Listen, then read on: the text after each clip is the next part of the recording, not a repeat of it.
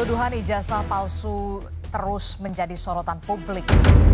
Dari peneliti tersebut, maka antara bukti dan pembanding adalah identik atau berasal dari satu produk yang sama. Ijazah nanti akan kami buka pada saat diminta oleh pengadilan, oleh hakim.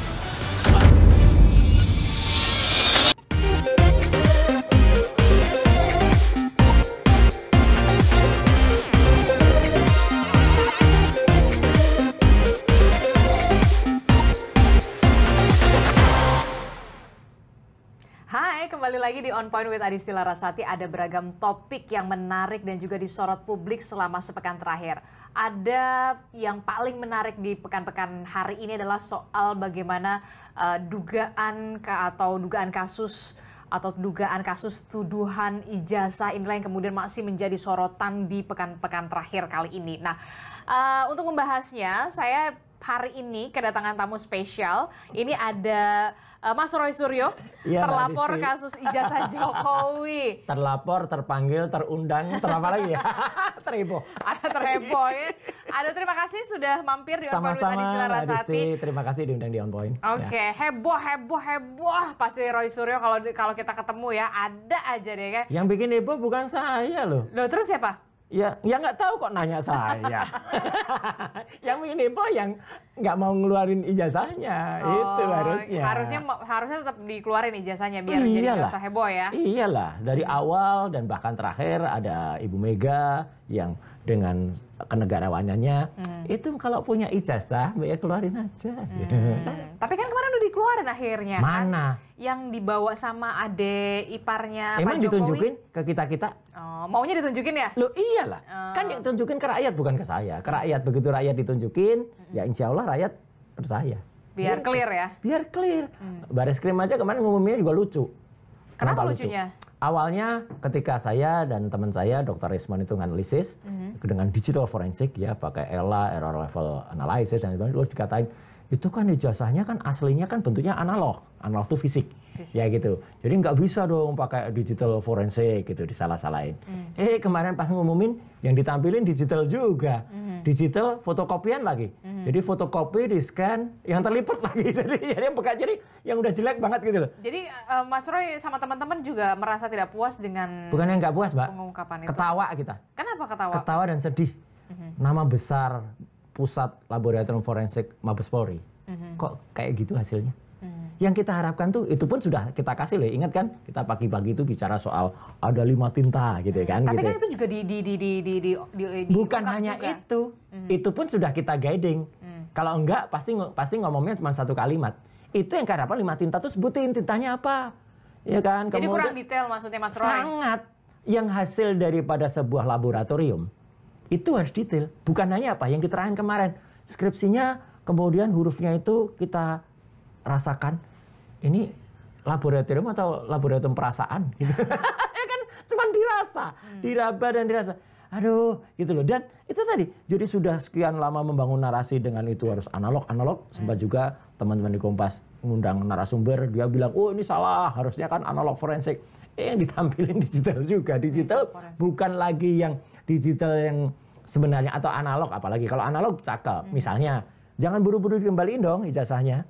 Pegang dulu gitu. Ya kalau nggak mau istilah disita, oke lah. Yang diserahin oleh Wahyudi itu, adiknya Iriana itu, pegang dulu, jangan dikembaliin. Tunjukin. Begitu tunjukin, wartawan boleh motret. Terbuka lah.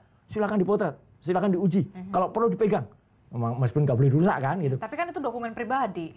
Mana ada ijazah disebut dokumen pribadi. Dalam Undang-Undang Keterbukaan Informasi Publik, ijazah tidak termasuk pasal 17 yang dikecualikan. Tapi kenapa khawatir banget gitu ya, tidak di... Itulah, kalau itu KTP, Mbak, kan kadang-kadang dikonfuse dengan KTP. Oke, kalau KTP boleh, itu disembunyikan. Atau karena itu data pribadi. Ada NIK-nya, nomor induk kependudukan, itu kemudian bisa dikopi, kemudian nanti disatukan dengan talent. Atau malah, lucunya kan orang kita gini, ya namanya lagi kebalik ya, yang justru pribadi benar, soal data retina mata, malah pada scan retina. Itu bahaya banget sebenarnya gitu loh. Itu kan data benar-benar itu private data gitu loh. Itu.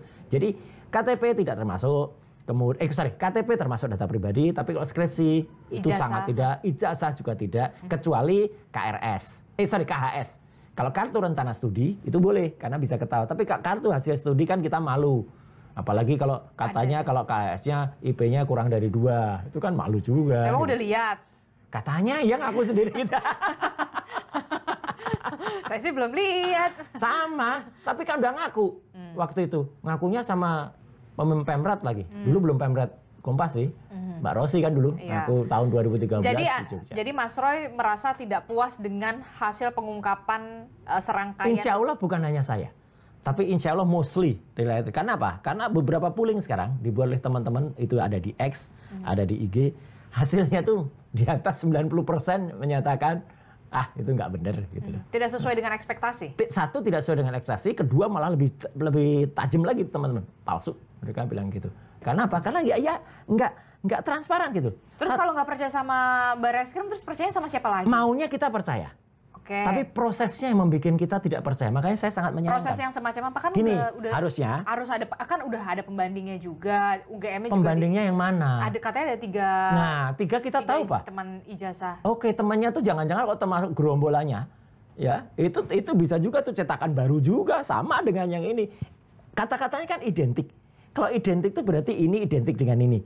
Ya kalau yang ininya bukan, istilahnya kalau di research ya, ini bukan yang gold standard. Atau ini sudah diperiksa dulu autentifikasinya, ya ini nggak bisa jadi sampel.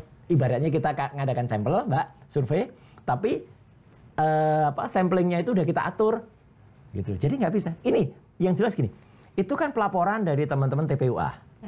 Prosedurnya harusnya, ketika kemudian melakukan uji barang, pelapornya dipanggil dong, nggak sendiri-sendiri main sembunyi-sembunyian gitu. Saya klaim ya sembunyi-sembunyian, gitu. Jadi pelapornya dipanggil, gelar terbuka. Jadi gelar perkara itu disampaikan terbuka. Kalau perlu live, ijazahnya tampilkan. Kemudian jadi kita bisa lihat, ya hebat ini ya, puslap 4 gitu. Biar heboh ya? Enggak biar heboh. Ini transparan, bukan soal heboh. Transparan. Kemudian kalau mau bagus lagi, kalau mau real lagi, undang pakar-pakar yang boleh yang pro, boleh yang kontra. Kita ikut menilai. Biar semua terbuka. Jadi tidak perlu lagi kemudian mendatangkan barang bukti lagi. Cukup barang bukti datangkan sekali. Jadi Anda menilai penyelidikan yang dilakukan oleh Barreskrim ini tidak terbuka begitu penyelidikan? Tidak transparan dan bahkan saya tadi juga kebetulan barusan ada meeting ya dengan teman-teman. Akan segera dilaporkan kepada instansi-instansi di atas Mabes Polri. Misalnya apa? Ya misalnya pengawas ya, Wasisdiknya, kemudian juga sampai ke Kompolnas. Juga meskipun ya Kompolnas sih ya 11-12 lah, tapi nggak apa-apa harus Pak Kapolri, Pak Listio Sigit kita kabari. Kemudian juga Pak Wakapolri, meskipun itu internal semua, tapi perlu. Jadi masyarakat supaya tahu bahwa ini ada proses tidak benar. Itu tadi Pak. Jadi misalnya itu digelar terbuka. Prosesnya yang tidak benarnya itu di mana? Pada saat proses ini kan masih penyelidikan sebenarnya, bukan penyidikan kan, gitu.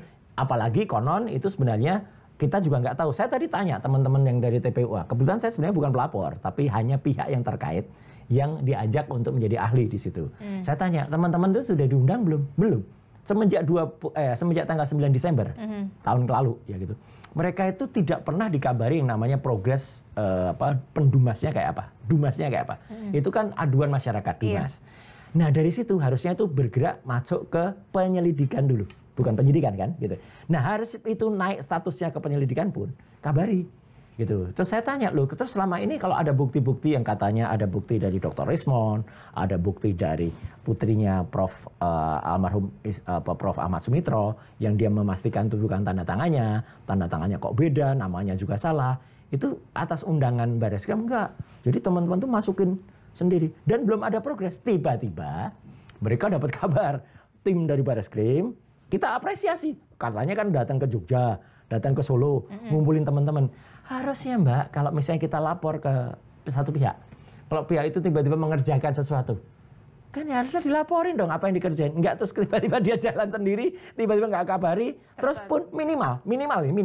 Kemarin ketika press conference, TPUA diundang. Minimal itu paling minimal. Ini nggak diundang? Enggak, ternyata jalan-jalan sendiri, ngumpulin sendiri, sampel-sampelnya cari sendiri, ya. Jadi masyarakat biar ngerti nih ya, gitu. Apa yang kemarin itu sangat tidak transparan dan saya menyayangkan bener. Saya cinta juga kepada institusi kepolisian. Saya pernah juga membantu mereka misalnya dalam hal identifikasi di GC-Leg juga dulu ada. Saya pernah juga di push info ya gitu untuk kemudian melakukan itu. Tapi kok sekarang begini sih gitu caranya. Sehingga apalagi yang paling penting, Mbak. Tiba-tiba dari hasil dari push lapor kemarin, tiba-tiba mereka ngumumin ini SP3. Iya, penghentian. Karena memang sudah identik dan segala macam, jadinya kemudian dihentikan penyelidikannya. Itu namanya loncat kodok jauh banget gitu loh. Loncat katanya jauh banget, kalaupun leapfrog ya. Harusnya kayak gitu. Ini masih di tahap Dumas, masuk ke penyelidikan. Yang namanya SP3 itu kalau sudah penyidikan. Harusnya istilahnya SP2 lidik misalnya. SP2 lidik pun itu kalau sudah ada gelar perkara terbuka. Belum ada itu, proses-proses tahapannya belum clear, belum ada gelar perkara terbuka, tiba-tiba dihentikan. Dan dihentikan pun lucu juga kemarin kalau kita dengarkan statement dari Ditipidum tuh.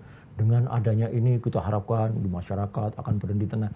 Itu harusnya Kapolri yang ngomong atau Pak Presiden yang ngomong gitu. Tiba-tiba sebuah unit yang menurut saya kecil, unit yang tugasnya hanya memeriksa alat bukti, tiba-tiba ngumumin ini dihentikan.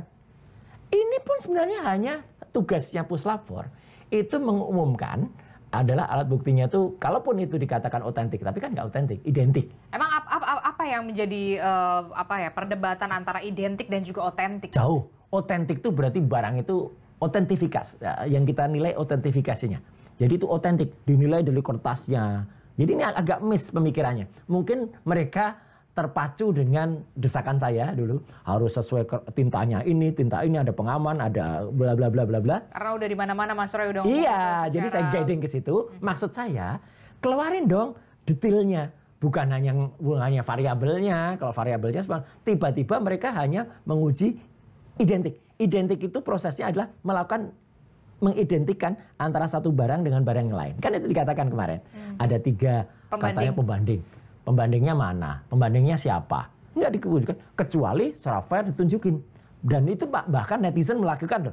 Netizen kan bisa melihat gitu dari beberapa ijazah-ijazah yang pernah ditampilin oleh katanya teman-temannya itu. Itu kan ada ahli dari ITB ya. Ini bukan nama-nama, ini nanti akan muncul juga, banyak nanti akan ahli muncul. Seorang ahli dari elektroinstrumentasi ITB, saya belum sebutkan namanya, itu sudah membandingkan ijazah-ijazah itu. Ada yang nomor 115, 117 dan 1120 yang akhirnya kita tahu 1120 itu milik siapa. Ternyata 115, 117 itu identik, tidak identik dengan yang 1120.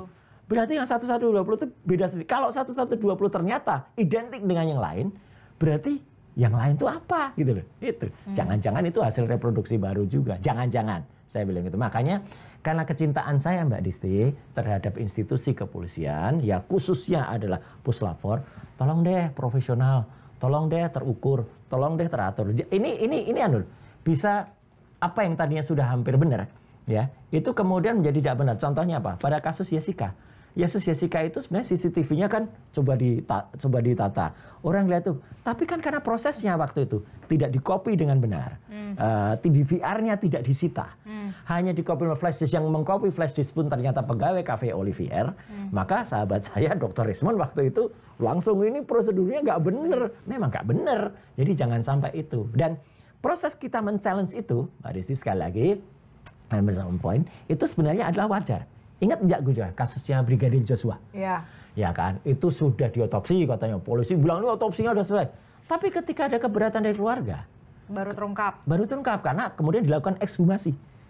Itu jadi presiden kan? Akhirnya jadi jurisprudensi juga. Nah ini juga, kenapa tidak? Jadi setelah ini akan menempuh jalur apa lagi ketika kemudian Barreskrim sudah mengungkap kalau ijazah Jokowi ini asli dan identik dan segala macam. Nah, selanjutnya langkah hukum apa yang saya tetap menghormati ya, saya tetap menghormati kerja maraton ya, luar biasa itu kalau sampai ke Solo, sampai ke Jogja. Tapi tolong please deh gitu. Apakah prosedurnya sudah betul? Sehingga prosedurnya pun akan kita challenge dengan aturannya. Gitu. Kalau aturannya yang sepele tadi, salah, polisi saja salah bilang harusnya SP2 lidik bilangnya SP3. Itu mungkin bagi masyarakat awam, wah sama aja ya, yang penting kan penghentian. Enggak, SP3 itu adanya di penyidikan. Kemarin salah satu narasumber yang diwawancara Kompas TV juga malam-malam, ya Prof. Jamin Ginting, itu kan juga menyaksikan gitu. Ini kok prosedurnya kok loncat gitu kan. Tiba-tiba dihentikan tanpa melalui prosedur terbuka. Itu Mbak, kuncinya keterbukaan. Jadi Anda melihat tidak ada gelar perkara yang secara terbuka? Tidak ada gelar perkara, dan prosedurnya ketika teman-teman TPUA lapor ya, itu tidak dilakukan proses orang biasa saja kalau kita lapor Mbak. Itu kan kita punya kesempatan untuk melihat, mengakses. Sekarang kan canggih nih, bahkan Polda Metro pun kalau kita lapor kan ada tuh websitenya, kita bisa lihat perkembangan perkaranya kan gitu, di mana. Ini nggak pernah dilaporin, tiba-tiba ada pengumuman sudah 90%, tinggal 10% katanya, itu kan. Tiba-tiba ijazahnya tidak disita. Ya memang kalau penyitaan itu ada di penyidikan. Tapi tiba-tiba diantarkan oleh Wahyudi itu, kemudian kita sempat lihat gitu di screen kemarin ketika press conference. Kalau itu yang disebut ijazah asli dalam yang dipegang Wahyudi itu kan hanya dari samping dan kecil gitu, jadi nggak bisa kita analisis. Tiba-tiba yang ditampilkan itu bayangan saya, Mbak, minimal seminimal-minimalnya ya, itu bukan sehina-hinanya, tapi seminimal-minimalnya adalah yang sudah diposting sama si Sandi itu. Itu pun meleset. Sandi itu kan motretnya nggak proper, dia kan agak miring gitu, sehingga kan jadinya trapesium itu. Nggak.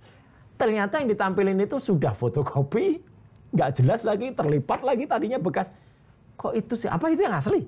Kalau coba kalau ya mungkin itu yang asli kali ya. Ngeledek. Ayo.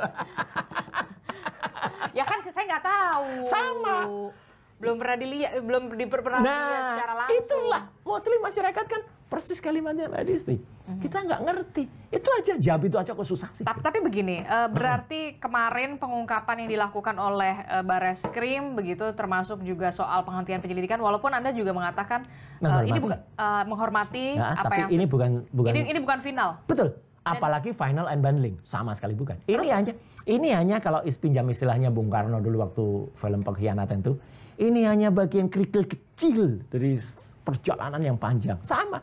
Jadi ini kan pengujian barang bukti yang dilakukan oleh Bareskrim, yang dilakukan oleh Puslapor bagian itu. Jadi ini baru satu bagian, itu nanti masih ada. Ya ini saya ambil lah pakar pidana ya, Prof. Jamin Ginting. Masih ada keterangan saksi, masih ada statement dari para ahli. Ini harus diuji juga oleh ahli yang challenge gitu loh. Tapi jadi kalau misalkan sudah penghentian penyelidikan begitu ya, akan berarti masuknya ke yang di Polda berarti kan masuk ke pengadilan atau gimana nanti? Nah gini, yang ada nanti akan ada laporan baru dari TPUA? Kalau saya sih sebenarnya kan tujuannya tidak ada niat buruk sama sekali ya gitu soal ini. Jadi saya hanya mengkaji secara ilmu pengetahuan. Mengkaji secara ilmu pengetahuan dan kejujuran aja. Tapi perhatian banget ya sama Pak Jokowi. Loh enggak. Jangan hanya Pak Jokowi dong. Siapapun nanti kalau ijazahnya nggak benar, ya. Saya pernah cerita nggak ada pepatah. Tapi kan yang bikin heboh ini. Loh enggak, ada yang lebih heboh lagi nanti. Kacang mongso ninggal no lanjaran, itu peribahasa Jawa. Buah itu jatuh tidak jauh dari pohonnya. Jangan-jangan ada yang punya ijazah yang lebih palsu lainnya yang sekarang masih jabat. Loh, itu harus diteliti. Kalau misalnya Pak Harto ya, almarhum Pak Harto itu kita hormati. Beliau nggak lulus SD aja ngaku. Saya hanya hanya sekolah sampai SR. Atau Bung Karno. Ya, itu jelas dia kuliahnya dulu di Bandung Technische Hochschule. Itu ITB. Pak Habibie jelas Jerman. Pak SBY meskipun sudah presiden masih kuliah lagi ngambil doktor di IPB. Ibu Megawati luar biasa kejujurannya. Ngaku saya Unpad tapi nggak selesai. Jadi pakai SMA aja. Gitu dong. Jadinya maunya secara jujur aja. Jadi ketika nggak jujur repot. Kan ada satu tokoh nih yang kejujuran. Aku pernah bilang juga kemarin barusan ngaku. Ya kan? Seseorang yang namanya Pak Kasmujo. 2017 beliau masih gini kan gitu ketika ada relasi kuasa kan mungkin kesungkan sama Jokowi, tapi terakhir kemarin waduh hormat kita Mbak Pak Kasmujo jujur nggak mau disebut dosen pembimbing skripsi, bukan ditanya ijazahnya nggak tahu, nggak pernah lihat ijazahnya, ditanya dosen pembimbing jawabannya jelas banget itu dosen pembimbing akademik, dia nggak jawab dia bukan dosen pembimbing akademik, tapi dia saya waktu itu masih asdos. Ya namanya asdos nggak mungkin jadi dosen pembimbing akademik. Intinya gini, ini masalah kejujuran. dan kenegarawanan. Itu aja. Jadi Anda melihat Pak Jokowi ini nggak jujur? Mbak yang bilang boleh. Loh enggak, saya tanya. Jadi Anda melihat, kan saya tanya. Kaca. Yang jelas apa? Yang kita tanyakan soal kejujuran dan kenegarawanannya tidak muncul.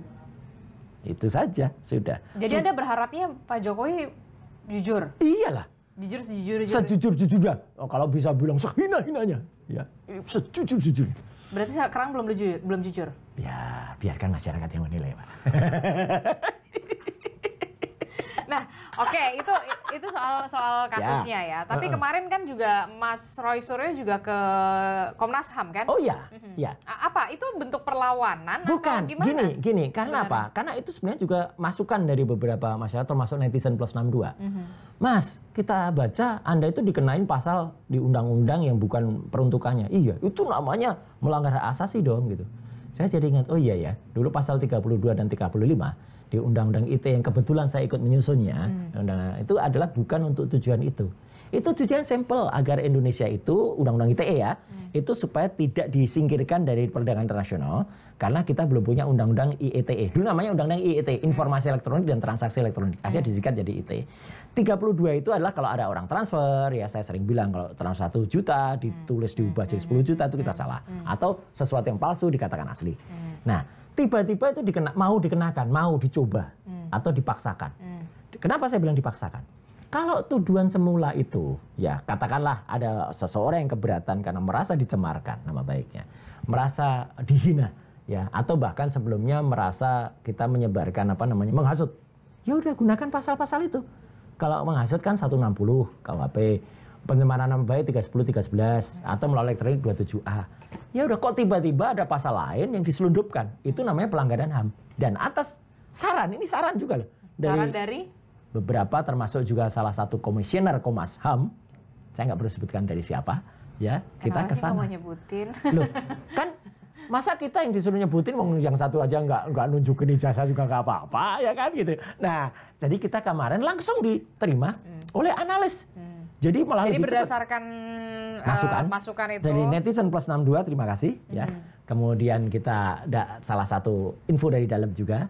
Kalau enggak kan dalam mana? Dalamnya Jalan Latu Harari, Komnas HAM, ya. Kita datang ke sana dan langsung diterima oleh analis. Ya, gitu. Jadi saya sebut kalau analisnya Mbak Grace dan Pak Lulu. Ya, nggak apa-apa kalau itu boleh. Ya, langsung kita dibikinin laporan penerimaan. Kemudian langsung kita diminta mengumpulkan identitas. Kebetulan yang merasa itu kan yang sudah diundang. Saya, Dr. Tifa, Dr. Resmond, Pak Rizal Fadila Sarjana Hukum, Ibu Kurnia Triloyani. Ya itu yang kemudian kita membikin itu pengaduan. Nah, sah saja. Oke, memang harapannya apa nanti ketika harapannya kasus ini memang menjadi perhatian. Jadi tidak kami benar-benar kalau ya kan kami kan sering nyebut dikriminalisasi. Supaya juga jelas dari Komnas HAM ada juga perlindungan. Bahkan tidak hanya ke situ. Ya, kemarin teman-teman dari Transparansi Internasional ya gitu ya perwakilan Indonesia. Dan teman-teman merasa dikriminalisasi. Iya dong, ada pasal yang tidak jelas digunakan. Karena gini, Mbak. Pasal itu kalau 311, 310 atau 160 ataupun 27A itu kan ancaman hukumannya di bawah 5 tahun. Kalau ancaman hukuman di bawah 5 tahun itu subjektivitas penyidik. Tidak ada kemudian tiba-tiba menahan. Gitu loh. Tapi kalau ancaman hukumannya yang 32 itu adalah 32 ITE itu 8 tahun, yang 35 itu 12 tahun, dia bisa punya subjektivitas untuk menahan seseorang. Itu yang dialami oleh Prita. Dulu saya termasuk yang belain Prita, Mbak. Gitu. Karena itulah saya melakukan revisi ketika saya di DPR terhadap pasal waktu itu masih 2728 yang digunakan pencemaran nama baik itu. Kita turunkan yang tadinya ancamannya di atas 6 tahun, ya. Waktu itu kita turunkan jadi di bawah 5 tahun, jadi hanya 4 tahun. Jadi nggak bisa ditahan sebelum sidang. Kecuali nanti sidang memutuskan apa, baru itu yang dijalankan. Kalau ini sebelum sidang udah dikerangkeng tuh teman-teman, sehingga kita nggak bisa lagi menyuarakan itu, gitu loh. Kita mau-mau aja kalau pasal itu tepat, sama dengan Barreskrim ini. Kita mau-mau aja kalau itu prosedurnya dijalankan dengan benar. Tapi ketika prosedur itu tidak dijalankan dengan benar, tidak transparan, sama seperti undang-undang ini, pasalnya yang lucu kan, kita yang tahu resmi naskah akademiknya, kok malah kita mau dikadalin dengan dipakai itu kan. Makanya waktu kita bikin undang-undang klarifikasi itu, ini benar loh. Petugasnya malah juga tanya-tanya gitu loh. Pak, jadi harusnya pasal ini digunakan buat apa? Gini loh, kasih kuliah sini. Benar-benar kita ngobrol guna dari pasal itu. Oh, mereka gitu. Iya. Terus saya bilang, lah terus siapa nih yang ngarahin? Ada deh gitu yang ngarahin gitu. Supaya dimasukkan. Lah Anda kok diarahin gitu kok mau? Jangan jadi robot dong. Saya bilang gitu benar. Jangan jadi robot yang kemudian hanya mau ngetik apa yang diperintahkan. Manusia itu dibekali oleh Tuhan Yang Maha Kuasa Allah Subhanahu wa taala kan otak, Mbak, untuk berpikir. Gunakan itu. Nah, gitu.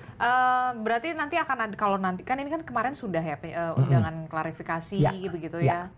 Apa saja yang sudah ditanyakan begitu. Next-nya ketika nanti ada perkembangan misalnya. Ya, yang jelas begini. Apa yang kemarin itu yang jelas adalah apa yang ada di Puslat 4 itu di Barreskrim itu tidak bisa serta-merta itu memutus. Karena itu akan kita laporkan dulu ya, sehingga Polri kalau memang benar, apalagi kita laporkan juga ke presiden ya, apalagi kalau itu nanti presiden ini kan di saat eranya Pak Prabowo, apa yang mau di era Pak Prabowo itu terjadi kriminalisasi lagi terhadap suara-suara masyarakat.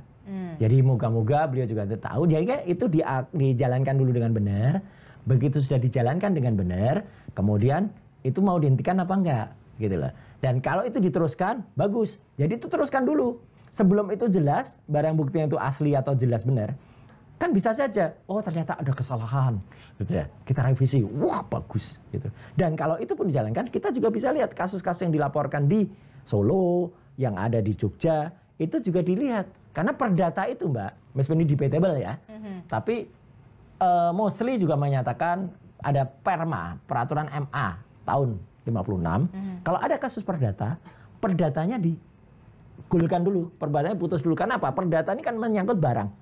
Barangnya benar apa enggak? Kalau barangnya enggak benar, ya enggak bisa dijalanin. Perdatanya putus baru itu jalan. Tapi kemarin setelah akhirnya Barreskrim mengatakan itu identik dan segala macam gitu, di saat yang bersamaan, hampir di saat yang bersamaan kalau tidak salah, kader PSI juga mendatangi kediaman Joko Widodo. Saya tidak bisa berkomentar tuh hak Solo, gitu Dian Sandi. Dian Sandi yang mengatakan untuk menyampaikan permintaan maaf lah ya. Iya jelas. Maaf gitu ya, mengunggah ijazah Jokowi di media sosial tanpa izin dan segala macam. Apa pendapat saya? Gitu nah, apa pendapat Anda? Ini bisa kita nilai nanti.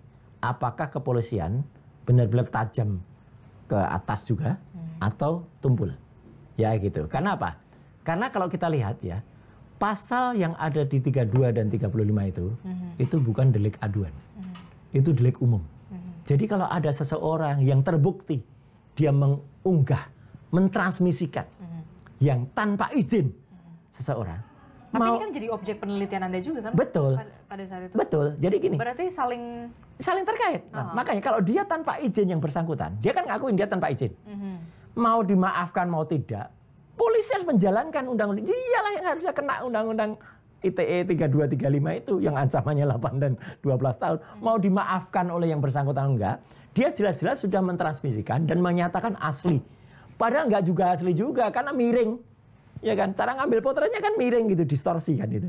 Gitu. Kenapa itu yang kami jadikan objek penelitian? Gitu. Jadi kamu ikut salah dong kan dikatakan gitu. Ya karena kan ada rangkaiannya. Ada rangkaiannya. Oke, karena satu-satunya yang paling mendekati kebenaran waktu itu yang ditampilkan oleh Dekan Fakultas Kehutanan, Pak Sigit Sunarta, Dr. Sigit. Waktu itu fotokopi juga yang ada di backscreen di belakang. Tapi itu pun, Mbak, mohon maaf ini, jauh lebih bagus kualitasnya daripada yang kemarin tampilkan di Mabes Polri. Yang di Mabes Polri sudah fotokopi bekas terlipat lagi. Kalau itu masih nggak ada terlipatnya, tapi itu hitam putih. Sedangkan yang diupload oleh Sandi di akun X-nya pada tanggal 1 April itu color, berwarna. Jadi karena berwarna, ya berarti wah ini kualitasnya lebih, karena berwarna itulah maka bisa kita uji pakai ELA. Bisa diuji oleh Dr. Resmond misalnya, oh ini pas fotonya tidak tertutup oleh capnya. Jadi tidak ada lintasan red ya, karena kan itu kan kita masukkan ke analisir, kemudian kan muncul warna red, green, blue. Nggak ada rednya yang itu menutupi jasnya. Jadi itu seolah-olah pas foto itu ditempel di atas jas gitu loh. Pas foto itu ditempel di atas cap. Apa lagi? Ya sementara itu ada fotonya yang kemudian kita duga itu fotonya adalah bukan yang bersangkutan. Kemudian ada pergeseran dari plat master dari ijazah itu yang tidak sama dengan yang lain gitu. Jadi sebenarnya banyak. Nah, gara-gara postingannya Sandi itulah kita saya juga belum terlalu komentar loh sebelum ada postingannya Sandi. Ya gitu. Jadi kami terus kemudian gara-gara ada itu Kita komen, gara-gara itulah sebenarnya yang membuat kami bisa hadir ke Jogja ya tanggal 15 April, jadi 2 minggu sudahnya, untuk kemudian bahkan inilah yang membuka kotak Pandora. Meneliti skripsi yang itu kita jadikan primary evidence, dan dari skripsi itulah terungkap semuanya. Nggak ada lembar pengesahan, nggak ada lembar pengujiannya, lembar pengesahannya tulisan Profesor Dr. Insinyur Ahmad Soemitro, itu salah. Seharusnya Sumitro, dan itu yang mengkoreksi putrinya sendiri loh, Mbak Aida Greenberry yang dari Australia. Mbak Aida mengatakan, saya bangga kepada ayahku dan ayahku tahu bagaimana cara dia menuliskannya. Ya, clear banget. Dan kebetulan Mbak Aida Greenberry itu lulusan Fakultas Kehutanan juga. Kebetulan Mbak Aida Greenberry itu punya ijazah juga yang ada tanda tangan almarhum bapaknya. Dia nunjukin ini loh tanda tangan yang bener. Beda banget tuh, orang biasa aja bisa lihat. Tanda tangan yang satu kayak orang baru belajar tanda tangan, Mbak. Baru belajar meniru tanda tangan. Sedangkan Prof. Ahmad Sumitro almarhum itu, clear banget tanda tangannya tegas. Itu yang membuka semua. Jadi kotak Pandoranya terbuka, bahkan sampai ke Pak Kasmujo. Ya. Dan saya yakin, Mbak, akan banyak lagi nanti Pak Kasmujo lainnya. Yang satu demi satu akan membuka ini. Jadi kalau cepat-cepat ditutup. Tapi sekarang Pak Kasmujo tuh agak susah tuh ditemuin. Ya memang. Kenapa ya? Saya yakin beliau harusnya lapor ke LPSK deh kalau saya sarankan. Anda juga nggak mau lapor LPSK? Nggak, belum? Ada saran untuk saya lapor, gitu ya. Tapi ya nanti dulu deh. Dipikir-pikir lagi? Nggak usah sebenarnya. Nggak usah, bisa aja lapor. Tapi kan juga kadang-kadang sifatnya kan nanti rekomendasi itu hanya. Tidak bisa bersifat melindungi benar. Lebih tinggi Komnas HAM. Komnas HAM bisa melakukan satu keputusan. Meskipun belum tentu juga diikuti gitu. Tapi kan setidaknya dari masyarakat tuh clear gitu loh. Kalau lembaga LPSK gitu ya. Ya, tapi semua akan kita ikuti. Gitu, Oke. Termasuk juga ketika nanti akan ada panggilan. Oh iya. Ke Polda Iya, Metro Jaya. panggilan Polda Termasuk Metro. juga nanti Anda akan membawa serangkaian yang sudah. Oh iya, tergantung temuan-temuan yang ada. Persis, tergantung panggilan undangannya seperti apa. Undangan juga harus proper dong. Kayak kemarin kan undangannya lucu juga kan. Saya diundang untuk sesuatu yang saya nggak ada di situ. Saya nggak ada hubungannya di situ. Dan kalau video dari peristiwa itu diputar, saya tuh jam 13 menit sudah saya analisis. Satu kata menyebut Roy Suryo pun nggak ada di situ. Jadi kan lucu juga gitu loh. Ngapain juga? Misalnya Mbak dipanggil, diundang, ditunjukin suatu peristiwa, yang peristiwa itu nggak ada Mbak, nggak terkait, Mbak punya, bukan alasan ya, bukan alibi, tapi ini fakta. Kebetulan memang tidak di situ. Ya ngapain juga kita, itu namanya kita ngobrol di warung kopi. Saya suruh menceritakan sesuatu yang tidak saya tahu, gitulah. Termasuk juga soal 3 ijazah pembanding yang untuk serangkaian. Ya, itu pun kita pertanyakan. Apa yang Anda harusnya itu diumumkan, itu ijazahnya milik siapa. Dengan begitu kita tahu. Itu kan mungkin kerahasiaan juga kali. Enggak. Kalau yang punya ijazah nggak bersedia gimana? Nah, kalau yang punya ijazah ganti dong sampelnya. Dia pasti bersedia karena dia pasti disita kan. Harus, ini namanya peneliti, ini kayak gini tuh nggak usah dianggap sesuatu yang sifatnya kayak diagungkan banget terus kemudian ini berbahaya sampai komersial di Kamnak gitu. Enggak, ini biasa ijazah seseorang tuh, bahkan orang pada kalau dia nggak mau, oke lah, banyak saya pikir lulusan UGM tahun 85 yang Fakultas Kehutanan saja ya. Pasti banyak yang mau menunjukkan, oke diuji deh. Jangan dari gerombolannya gitu. Kalau dari gerombolannya jelas, nah gerombolannya nanti udah jelas nanti dia ternyata sekarang udah di komisaris mana, atau ada juga tuh yang katanya dari Nusa Tenggara yang tadinya speak up banget, saya tunjukkan ijazah. Sekarang ngumpet dia, nyungsep dia gara-gara terbuka dulu pernah korup dan ditolong gitulah. Nah, jadi ini pun grand desainnya harus terbuka semuanya. Oke, nanti kita akan tunggu bagaimana kasus ini bergulir begitu ya, soal supaya bisa juga secara terang benderang lah ya. Sesuai dengan harapan masyarakat juga. Oke, terima kasih. Mas Roy Suryo telah bergabung bersama kami di On Point with Adistila Rasati. Moga-moga sukses On Point-nya, moga-moga banyak. Tidak hanya viewer dan subscribernya. Yang pastinya mudah-mudahan mencerahkan juga. Amin. Itu dia. Ya. Nah, itu tadi perbincangan saya bersama dengan Roy Suryo. Nanti kita akan berbincang lagi dengan narsum-narsum lainnya, dengan topik-topik yang menarik lainnya. Tetap di On Point with Adistila Rasati. Terima kasih. Sampai jumpa. Terima kasih, Mbak.